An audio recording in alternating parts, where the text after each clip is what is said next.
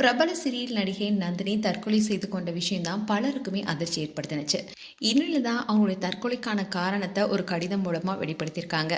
அந்த விஷயம் தான் இப்ப பேசும் பொருளா இருக்கு. நடிகை நந்தினி ஆரம்பத்துல கன்னடத்துல தான் நடிச்சிருக்காங்க.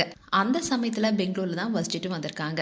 அவங்க ஜீவ ஹுவாகிடே, சங்கர்ஷா, மதுமகளு அண்ட் நீனாதே நானு போன்ற பல சீரியல்ல துணை கேரக்டர்ல நடிச்சிருக்காங்க.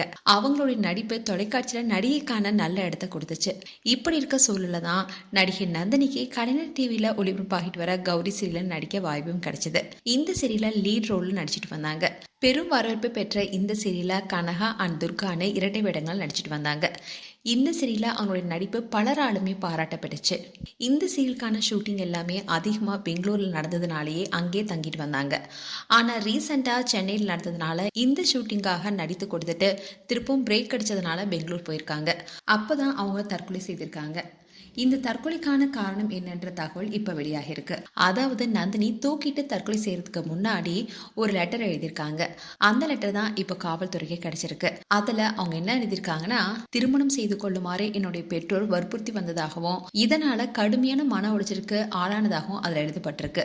அது மட்டும் இல்லாம அவங்க மன ரீதியா பாதிக்கப்பட்டிருந்ததுனாலதான் இந்த முடிவை எடுத்திருப்பதா கடிதத்தை தெரிவிச்சிருக்காங்க.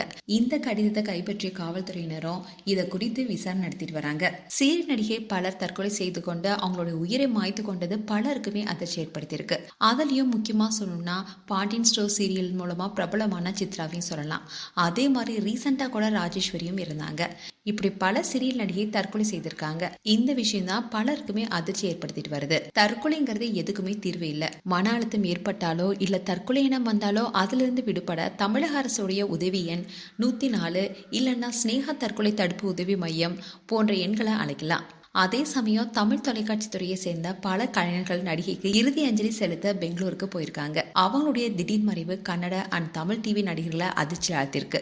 கௌரி சீரியலுடைய ஷூட்டிங் ஆரம்பத்துல பெங்களூர்லயே நடந்து வந்த நிலையில இதுல கடந்த சில நாட்களுக்கு முன்னாடி தான் சென்னையில் நடந்த ஷூட்டிங்ல நந்தினி விஷம் குடித்து தற்கொலை செய்து கொள்ற மாதிரி சீன் நடிச்சிட்டு பெங்களூருக்கு போனாங்க. இப்படி இருக்க சூழல தான் இப்ப அவங்க தற்கொலை செய்திருக்காங்க.